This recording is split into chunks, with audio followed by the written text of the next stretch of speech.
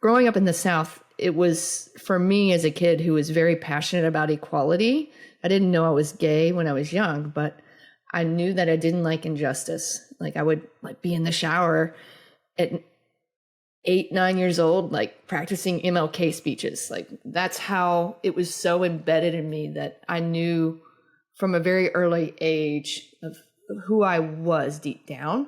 And I was very connected to that. So I spent my childhood writing and being in service to other people and in figuring out my spiritual walk and whatever that was. And until I came out of the closet in college, where that was all very rattled.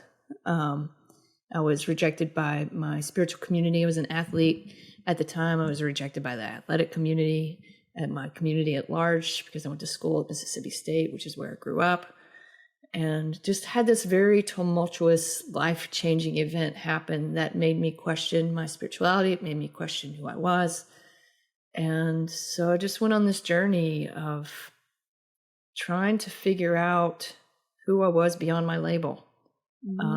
Because it was clear that I wasn't being seen as Meagan anymore. I was being seen as gay, and I was just gay. Like that was it. Yeah. And so I had to figure out who I was beyond that. And it was a lonely journey.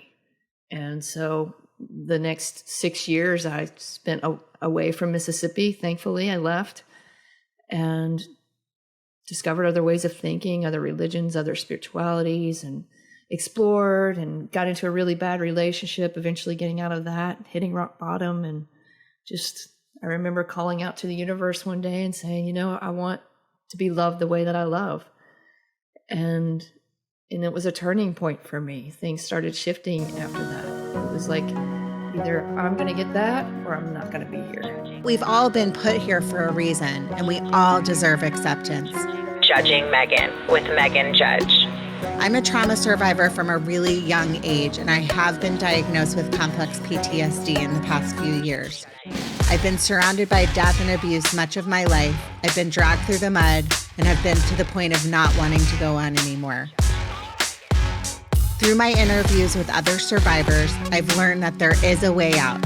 From recovering to surviving and thriving, we all have the strength to come out the other side. You are listening to Judging Meghan. Hi, everybody. You are listening to Judging Meghan with your host, Meghan Judge. I'm going to tell you, and I might bring you in, Meghan. I have a Meghan on. Wrong spelling, Meghan. I feel like I'm renewed and I'm ready to go and do this podcast today. Yes. And it's especially exciting when I have somebody that I adore on. I love it. But I did an article yesterday. They interviewed me for a magazine, and I was so nervous to do it. I was so stressed out about it. I don't know why I'm so stressed out about it. Like I talk to people all the time for the podcast. I think, and I've been interviewed a lot, but I just, for some reason, was really stressed about being interviewed for this magazine. And I don't know, it's kind of a full circle moment, to be, and I'll just introduce you. I hate like that I'm being suspenseful and I can't speak. Everyone, my guest today is Meagan O'Nan. Meagan is an author and a world-renowned speaker, and she's been on before. I think you're my only repeat guest I've ever had on. No way. Yeah. I think that maybe cool. No, not even my husband. I've literally never I had feel very special. Well, you are very special. I mean, even though you spell your name wrong, you are very special. And Meagan has been on to talk about her other book. How long ago was that? Like a year ago or maybe more? It must have been over a year ago. Yeah. And then we've kept in touch. And then she has her new book out now called Held and Free. And I'm holding it up for my massive YouTube audience that follows me.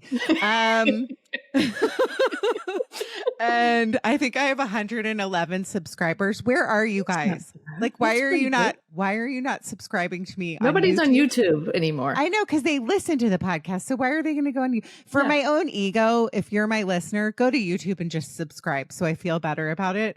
Also TikTok. You're on Yes. TikTok. We follow each other, but I'm embarrassed. I like, and I do all these videos because I think I'm funny. And I've said this before on the podcast. TikTok is the worst thing that Megan Judge could have ever found, because now I think I'm doing all these like voiceover things and I think I'm really funny, and I'll I get think like, you're funny. no, I'll get like 12 likes. It's pathetic. It's It so doesn't embarrassing. mean that you're not funny. Well, because I paid you to say that, but not everybody else thinks that. Okay, but going back, so Megan and I hit it off like when we met, and then I kind of started to go through like a weird period again. And Megan is a speaker, so I was going to start doing speaking. And then I started stressing out about traveling, and I was going through like a weird period of time again. And so it's just great because she's very supportive. She's gone through a lot in her own life. I love her story. So that's why I asked her to come back on and also share her new book, which I'll hold up again, Held and Free, for my YouTube audience. So that's it. That's our intro for today. But I just want to finish with the magazine because I want your thoughts on this. Okay. I was so stressed out, but I was going to say, it was quite a thrill to know that I was sitting in a corner drooling like 3 years ago in the or more maybe now, in the worst possible place. And I kind of talked about that in the interview, that I was awful. I was suicidal. I didn't want to go on. Mm-hmm. I was depressed. I was probably like, in the past, I've started to lose weight, but I was like the heaviest I would like ever have been besides carrying a baby.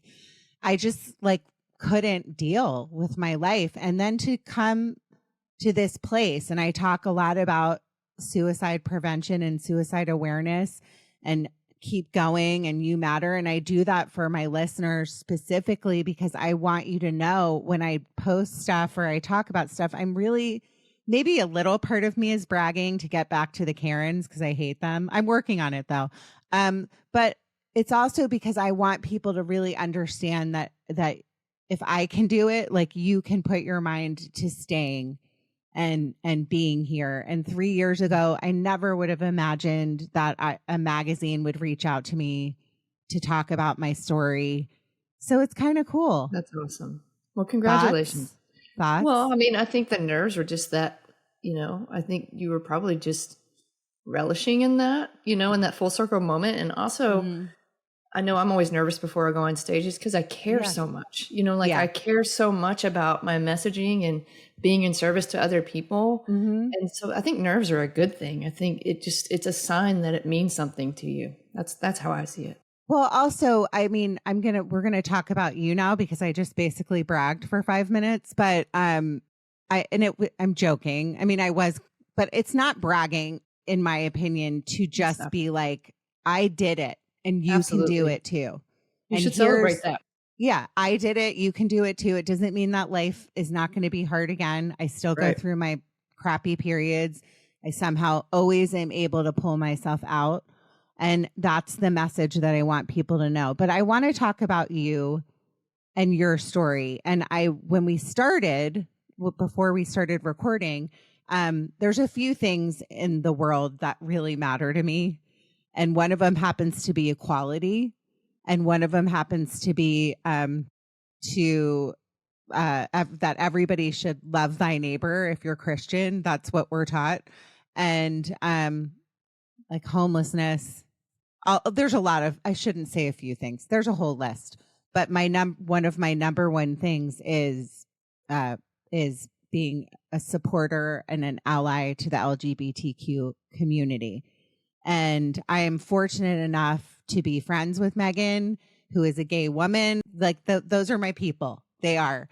And so I said to her before we started recording that I was sad we couldn't do this on Pride Month. And then I said, wait a minute, every month should be Pride Month, right? Yes, absolutely. So tell my audience about you, Megan, because maybe they didn't listen to the last episode. So let's start with a little bit about you. That should be a prereq to this episode, though. Yeah. P.S. Go listen to the original episode and then come back and listen to this one. There's a reason why I have Megan on 2 times. Go ahead, Megan. About me. Quick. I'll give you the quick version since we kind of dove in deep to my story last time. I'm from Mississippi. Was raised Catholic. Was a very spiritual kid growing up. Questioned a lot of things in the church, and just was spiritually curious and didn't understand a lot of things, like why couldn't women be priests, and I didn't understand why I had to confess my sins to a priest. Like, why couldn't I just go to God? And so I was always questioning my parents about those kinds of things. And so a lot of my experiences in life have centered around my spirituality because it's the utmost important thing to me. And so if I'm not spiritually connected, then all hell breaks loose and nothing is well. So growing up in the South, it was, for me as a kid who was very passionate about equality, I didn't know I was gay when I was young, but I knew that I didn't like injustice. Like I would be in the shower at 8, 9 years old, like practicing MLK speeches. Like that's how it was so embedded in me that I knew from a very early age of who I was deep down. And I was very connected to that. So I spent my childhood writing and being in service to other people and in figuring out my spiritual walk and whatever that was. And until I came out of the closet in college, where that was all very rattled. I was rejected by my spiritual community. I was an athlete at the time. I was rejected by the athletic community and my community at large because I went to school at Mississippi State, which is where I grew up. And just had this very tumultuous, life-changing event happen that made me question my spirituality. It made me question who I was. And so I just went on this journey of trying to figure out who I was beyond my label. Because it was clear that I wasn't being seen as Megan anymore. I was being seen as gay, and I was just gay. Like that was it. Yeah. And so I had to figure out who I was beyond that. And it was a lonely journey.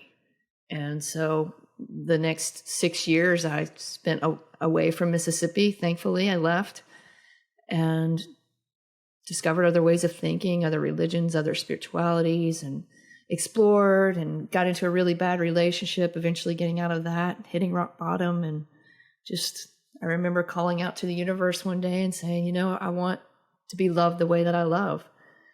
And it was a turning point for me. Things started shifting after that. It was like, either I'm going to get that or I'm not going to be here.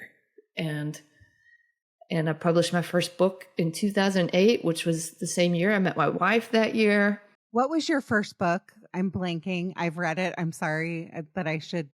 Creating Your Heaven on Earth is my first book. Okay. Which has been recognized by numerous outlets. I left out that Meghan is a Forbes Council speaker, world renowned speaker, and author.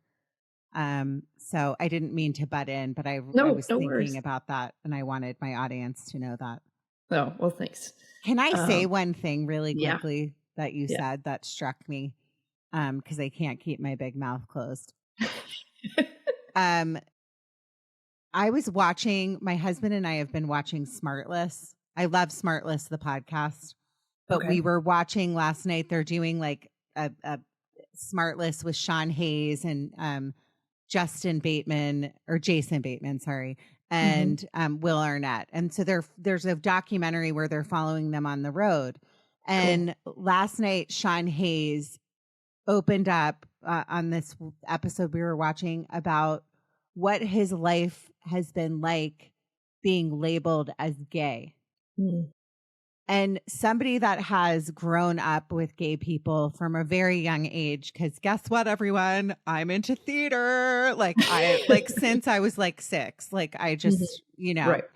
And I never really thought about as an outsider what it would be like, instead of just being Megan, a human being, what it would be like to be labeled as something. Like some people might label me a bitch. Actually, quite a few do.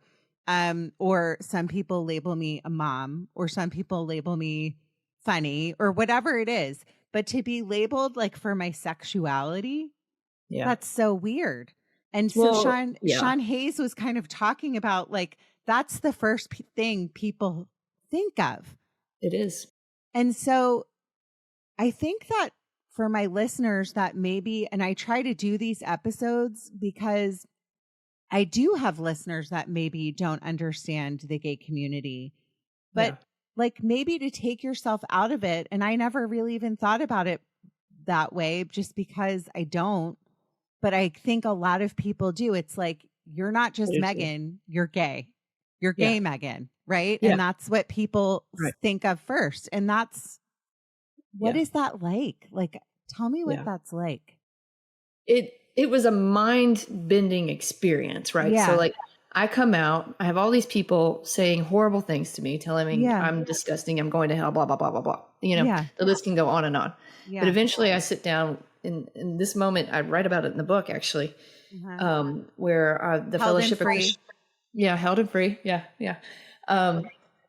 Where I'm sitting down with one of the leaders of the Fellowship of Christian Athletes, which was this the organization I was a part of and a leader in, and him and his wife sat down with me to talk to me. We were in the chapel on Mississippi State campus, and it was so clear that I was no longer a person. I was strictly a label to them. Like everything before that, who I was, who I had been, the kind of person, the kind of friend, it was just evaporated almost. Stripped. And it was one of those, I'll never forget that moment of being like, wow, who I am, they don't see that anymore. You know, and there's nothing I can do about it. Nothing. Well, I'm crying. The difference is like the high, like, and I've talked about this before, probably you've heard me talk about it, but to be labeled and then have the choice, either you can come out of the closet and be who you are and like date who you want and marry who you want, or you can remain in that closet and hide who you are. So those are your two options, none of which is easy, by the way. No. Well, so to reiterate, and especially in this climate that we're in right now, which is very scary and sad, to really think about that. Like if you're listening and you're a listener and you have preconceived notions about the gay community, think about what it would be like and take yourself kind of out of it. If somebody said to you or to me, I'll use me as an example, I can't get married to my husband. I can't like hold his hand in the street. I can't give him a kiss on a corner.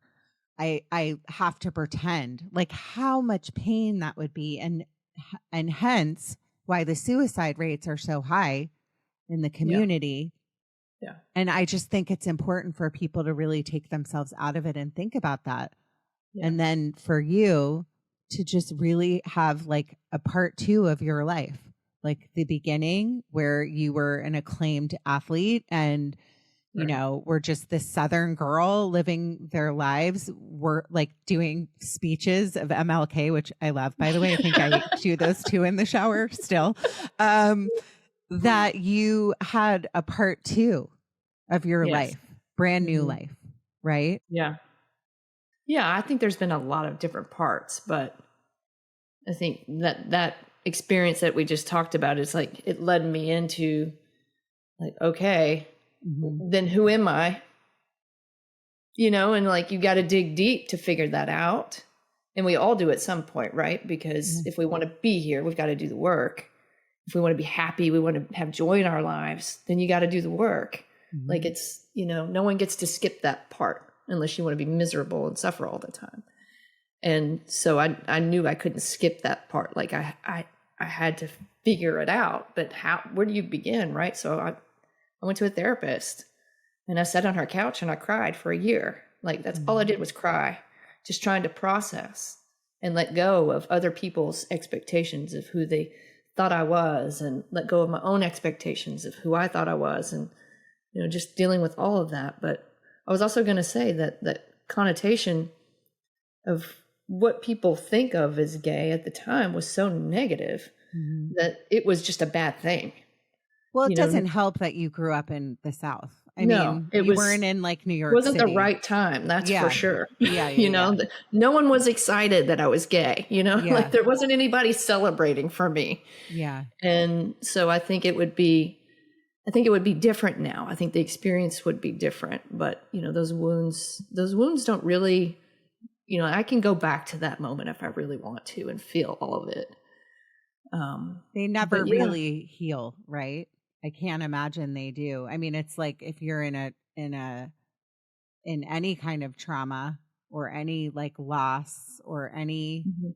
thing like that, you go back. In my mind, I can go back to periods of my life, and I don't like thinking about it because it's too painful. Right. Yeah, it You can know? be.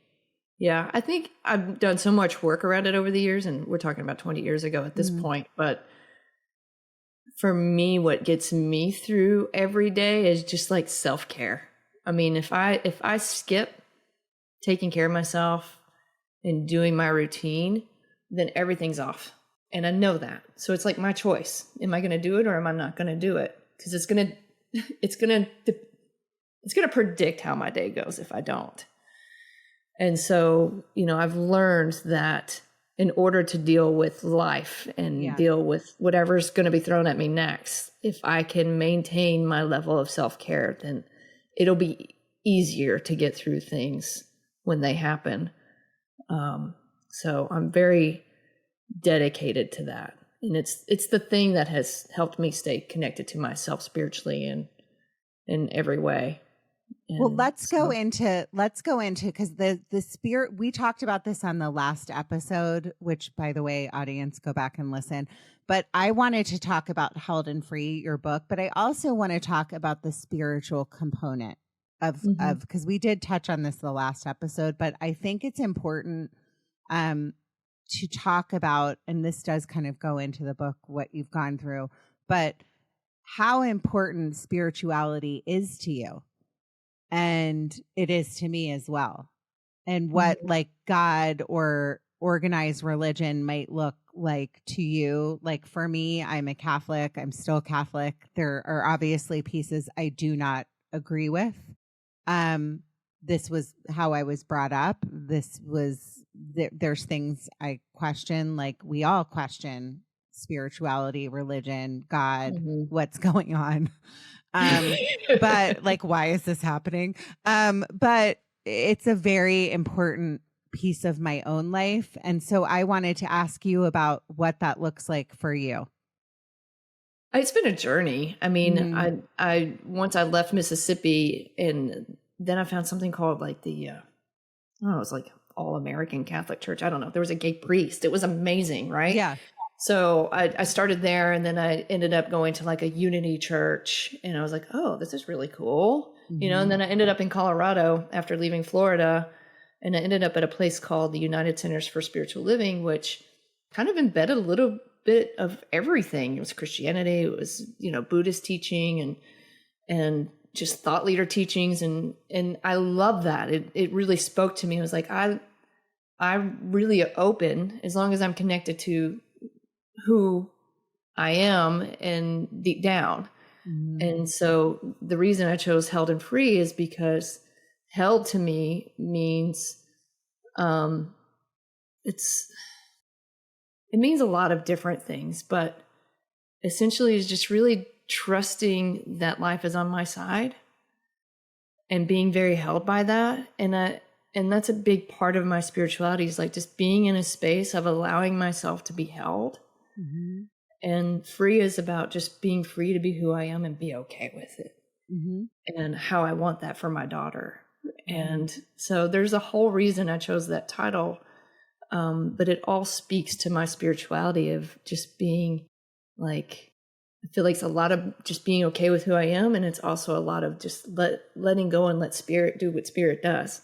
Let God do what God does and trusting that and having that organic flow. And so that's kind of where I'm at now. And who's to say that won't change again? But it's been an evolution. Do you believe in like organized religion, or is it more like a spiritual, like, what does that look like for you? And am I prying too much? I feel like I'm like, and then what do you think happens at the very end? What will your last words be? Just tell me and my audience that is listening.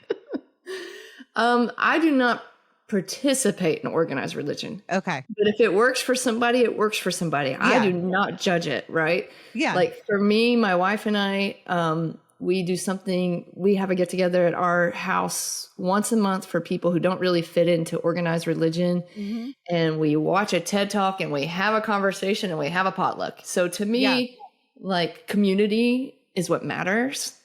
And, you know, being able to have those deeper conversations and actually that promotes self-growth, right? Yeah. So to me, that's kind of how we deal with it here. But you know, I'm not gonna join a church. You know, I don't care what it is.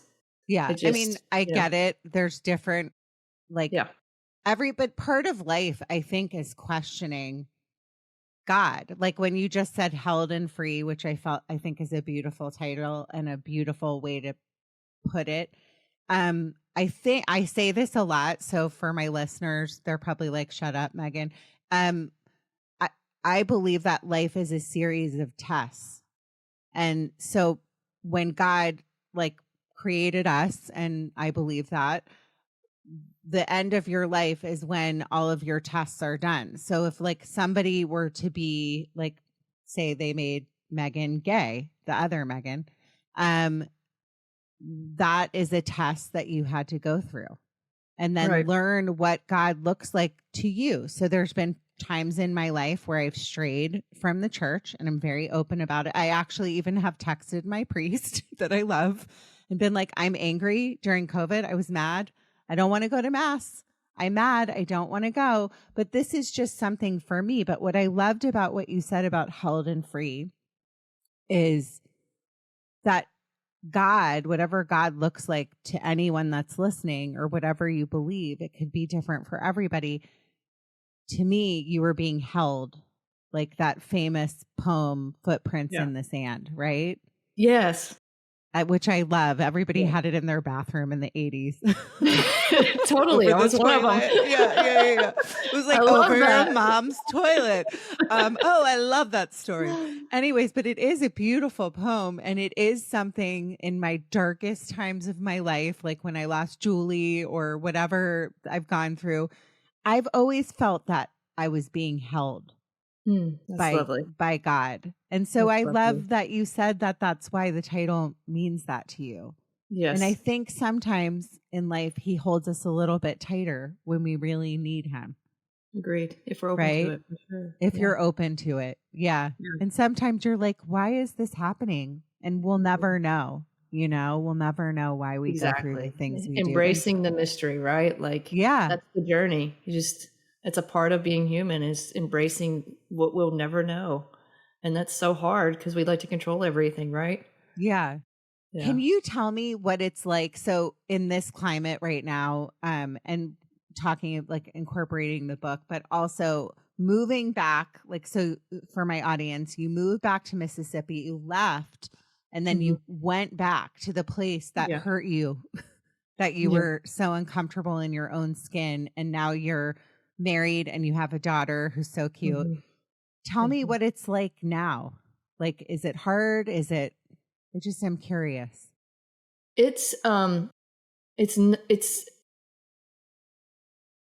We've been back here since 2010. So we've seen, marriage equality happen. We had our first pride parade in our community. So many amazing things have happened that now Claire and I feel very embraced by our community. Right. I wouldn't say that we feel understood. And I'm not saying I need to be understood. I'm just saying like, that's the feeling. It's like they love us, but you still feel different. Are you quote unquote, like there are gay friends, there's not a lot of us, right? That are totally They're coming out over. Yeah. And I don't feel that with everybody, but at large, I do feel that. I still kind of feel like an outsider, but not in a way that it's self-deprecating. Like I'm not complaining about it. Like I'm totally aware that I still love myself and all of that stuff. But I mean, there's still that sense of like, I'm definitely just different because I'm spiritually different. We don't go to an organized religion, and that's the thing that people do here. Mm-hmm. And so we're so different. My wife is an acupuncturist. She's weird because she's an acupuncturist. She's like the only one in North Mississippi, and so it's like we're weird. Oh my God, I love acupuncture. It's the best. Isn't it? It's amazing stuff. Oh my God, it changed my life when I went. I mean, I got pregnant with my daughter because of acupuncture. Literally, I couldn't get pregnant. I was so stressed out and I got pregnant. Yeah. No, it is interesting because, you know, being in LA, yeah, it just seems like a different world. Yes. So for my listeners, because I kind of sidetracked a little bit, let's talk more about like the book and like why you decided to write the second book and kind of like tell me a little bit about that. I have always just wanted to write my memoir in a very, very vulnerable way. And that is exactly what I did. And so it's a lot about spirituality more than anything, I would say, Mm-hmm. and just the personal journey of becoming who you are and being true to yourself. And so it's all of the, it's the coming out stories and stuff, but it's everything else too. It's life. It's challenges. It's just everything that I've been through in my 41 years so far. And so, yeah, it was a hard book to write. It took me 2 years to write it.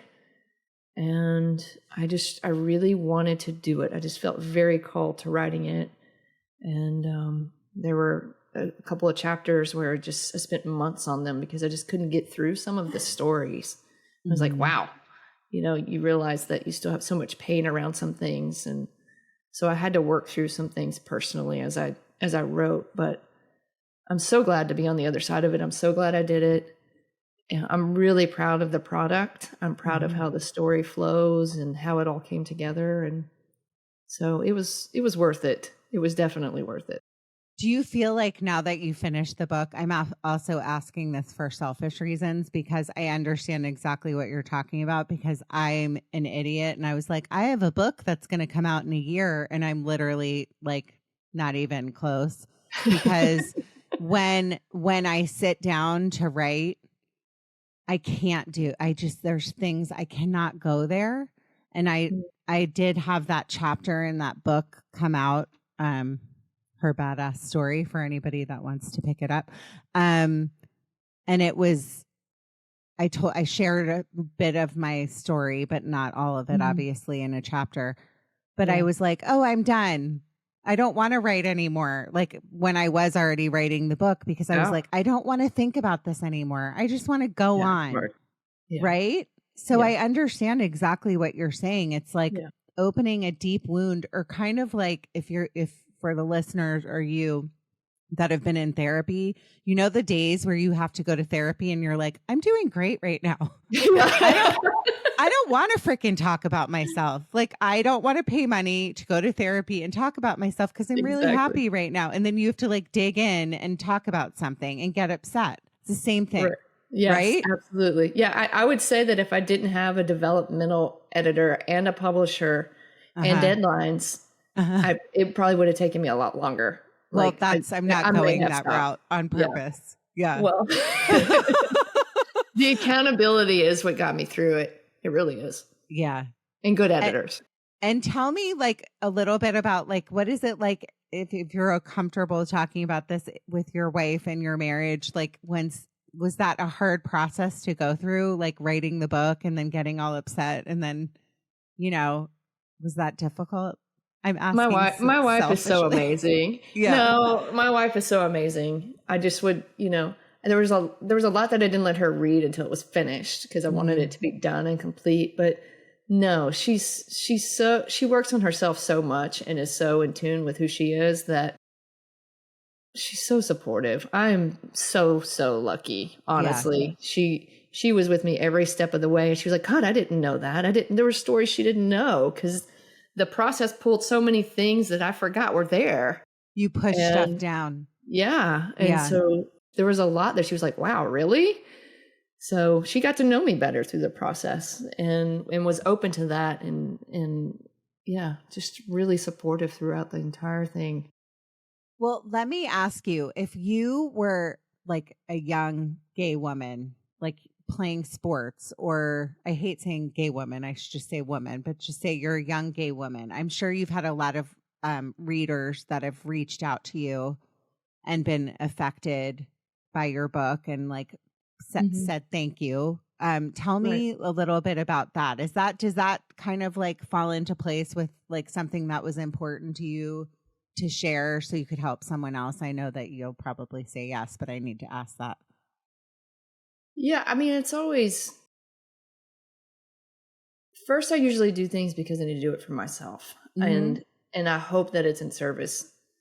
And so I hope it's in service always, but when I'm writing or speaking, it's like this is my calling. I have to do this or I can't keep going. Like it has to come out.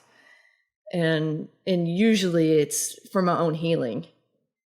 And as a result, if it helps somebody else, it's nice, but it's not, I don't let that define me. I don't know if that's making any sense, but yeah, I appreciate the positive feedback, but for me, it's like, it's more of a personal journey. To get you, like, get it all out, move on, have your Yeah. story out there. That will and Right. is helping other people. But I just had to ask that because I think It's a good that's question. an important piece of it. Like, the things that you leave behind, whether it be a book or like, what is your legacy? What are you going to leave behind one day your daughter is going to be able to read Exactly. this? You know what Yeah. I'm saying? So I think Yeah. it's so important. Yeah. Is there a piece or a story in the book specifically that you think is a really important story that you shared? All of them. Okay, well, read the whole book. This will be a 5-hour long podcast or longer. But is there like something that No. that was more difficult than another area? The emotionally abusive relationship I was in, those 2 chapters were my hardest. Yeah, They were definitely the hardest to get through. I buried so much of that. I had yeah, no idea. And it was just taking a hard look at myself during that time period and how terrible I felt about myself. It was just a really good indication of where I was at that point in my life. Like, I didn't love myself at all. I was in this horrible relationship and it was trauma just, bond. oh man, Yeah, it was really hard to get through those. yeah. Yeah. So And then just to be able to come out the other side and meet somebody like you did, amazing. but Yeah. also to work on yourself. So that's so important that I tell people all the time. And I've posted this quote a lot. Now I'm not going to be able to say it, but basically along the lines of the trauma is not your fault, but the work is your job. It's something along those Absolutely. lines. And it's so true because if Yeah. you're never going to be happy in life, a partner's not going to fix your problems. Yeah. You have to work on yourself. And I'm also fortunate because I married somebody that, even though I hated him 2 days ago and we weren't speaking on our anniversary, everyone, we're made up. Literally, we didn't speak for the whole day. Aw. But we're fine now. 22 years together, so that will do it. But I always say how blessed I am because I met this human, that really seems to like me a little bit, which I never really thought I was. I was. What is the word I'm trying to say? I didn't think I was worthy of it. Mm, You know, well put. Yeah. and I do continue to do the work. Yeah. For the sake of time, I wanted to ask you, because I think that I'm going to go back into the stories of like what's happening in this current climate. What do you think why do you think all of this is happening? Like, politics aside, do you think that like, I guess I'm very Pollyanna about this, but I always thought we were coming so far and things were changing. And then we had like gay marriage was legalized. And do you think that it was just like Trump coming and then brought out the worst in people? Like, I can't figure it out. Well, I think it was there. Maybe it was suppressed. Like obviously it was there. It just was given permission to come out and exist in a bigger way. So I don't think that it was. I don't know. I remember when Trump was elected, I definitely had my moment of just like feeling despair and knowing that things were going to change. And shift. It was just this knowing that to be ready for that. And so, yeah, I mean, I really didn't used to get political on the podcast, FYI. And then like pretty recently, I started because I just couldn't not say things that I was feeling anymore. I myself remember when he got elected and I was at Soul Cycle crying on a bike because I was so upset. I couldn't believe it, and then I don't know what's going on, but it's a very scary time. So that's why, I'm like, if I just keep like sharing stories of why and how it makes you feel and all of these things, like maybe people will listen without being like Democrats stink, Republicans stink, like just come from the human side of it. Exactly. Because I think that people just really aren't like as awful as I'm scared that they are. I think it's just like lack of knowledge, right? Yeah, I agree. And I've seen this over the years. It's just, I have a lot of hope. I mean, I know that, we've been through this before, right? I think it's a part of the human experience. There's always going to be tension on some topic or some political issue or whatever it is.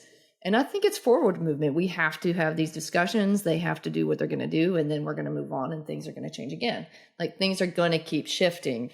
Right. And I don't think that our politicians represent the majority. No, I just don't. I don't see it in my community here in Mississippi. I don't see it to the places I go. I see good people everywhere. And that's how I see it. I don't think our voices are as representative as people think they are in the law. And with social media and the media, there's so much emphasis on the negative that we think it's bigger than it is. But I think we need to just remember what our experience is like in our little communities and in our families and really draw on the truth from those. And that's what I do. Well, I think too, what's scary is AI, and I'm going to say that because I was watching something on TikTok and it was like this speech of Kamala Harris and she looked like she was drunk. And I'm not, to be honest with you, I always was like kind of in the middle, like growing up my whole life. Like my dad was a Ronald Reagan Republican. Like I come from conservative DC, but what I cared about, like you, while we were doing our MLK shower speeches, was like, I wanted people to be treated with kindness and equally. And it shouldn't matter what color their skin is or where they're from or what their sexuality is. And I've always kind of known that. Yeah. But I think like, go ahead. The good news is that we have power over that, right? Like, we can do that in our lives. And that's where we should find our fulfillment and not relying on what other people are doing or what the world is doing, but just really centering ourselves on what we can do and be kind to our neighbor or be kind to the people we see at the grocery store or whatever it is. Yeah. And that's how you make the impact. And that's what you can control anyway. But I agree. The AI thing is, like, well, it's terrifying. So my point is like people are seeing these speeches and then somebody will be like, that is like, she's drunk. And then everybody does a TikTok. And I thought she was drunk too, until I actually researched it and figured out like what's really, and most people would not take the time to do that. Right. Yeah. So that's what's so scary and going on right now. Like dear friend of mine for years and years from college, can't stand Biden, lives in Florida. Hopefully she's not listening. Sorry if I'm making you mad, but I know she doesn't listen, so it's fine. She posted something about the cocaine being found in the White House. And I was like, what are you talking about? That's not his. Like, he would die if he did cocaine. He's like 80 years old. Like, what is happening? Like, why does this stuff matter? It's so weird. I know. Right? It's like, yeah. So I do think like if just those stupid politicians could just be like erased and taken out of the picture, and we could just like start over in the middle maybe, and just continue to have conversations where it's not just like a spew of like all these lies on both sides. I think then maybe we could get somewhere, but I don't know. It's a scary time. Well, everyone would have to like take self-responsibility and be willing to, drown out the noise and like stay centered, right? But that's a lot of you and I both know how much effort that takes, and so asking people to do that is unrealistic in a lot of ways. But I feel like that's really the only way. But don't you think like the good news is our kids, like it's not even, and maybe I'm saying this because I live in a metropolitan, I mean it's basically in a small town outside of LA, but I have a beach town. So it's still like very small, even though we're in LA. So there's a lot of people that think certain ways, but my kids, I just don't even think it's a thing for them. Yeah. I think like that kind of gives me hope that like if they know, like, my best friend, Michael, they're like, oh, Uncle Michael's gay. Like uncle, like it's not even a thing. And so I think that that's the thing that like kind of gives me hope for our future, that maybe this won't be a thing and we won't, I hope, I don't know. I'm going off on a tangent. Megan, is there anything that I'm missing that I didn't ask? I'm a brand new podcaster again. I'm just starting out after being off for 3 weeks. So I don't even remember how to do this. So if I'm leaving something out, let me know. No, I was just here for the conversation. So, I love you, and I love you too. I honestly, like when I say this to you, like I wish we lived in the same place because I know we'd hang out. We'd have too much fun though. We would.